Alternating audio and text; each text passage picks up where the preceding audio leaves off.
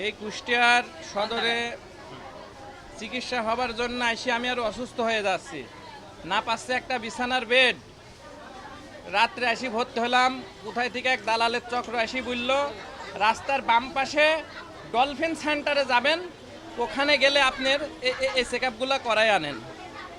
একটা মানুষ 5 থেকে 6,000 টাকা হলে অল বডি এমআরআই হয়। আর আমার এই দেখেন শুধু প্রসাব আর 2টা রক্তের চেক আপে আমার থেকে 4400 না 4500 টাকা হাতিয়ে নিয়েছে আপনার এই চক্রান্তমূলক কারীরা। এখন এর কি বলবো ভাই, মনের দুঃখে বাড়িতে যায় মরাই ভালো, তাও এর এই সরকারি ডাক্তারের ঘর কুষ্টা বাদে আর আসবো না ভাই। জীবন এরা শেষ করে ফেললো। আমি হার্টের রুগী, আইছিলাম জরুরি বিভাগে। জরুরি বিভাগ তো কুন্ডি সেটি চোখেই বাঁধলো না, বিভাগ বাঁধলো শুধু যে ডাস্টবিন। এর মধ্যে মানুষ যাচ্ছে দিনে 70 জনা লাভ মারি।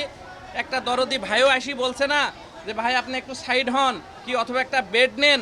এটা হাসপাতাল না ভাই, এটা কসাইখানার থেকেও যদি জঘন্য কিছু হয় সেটা।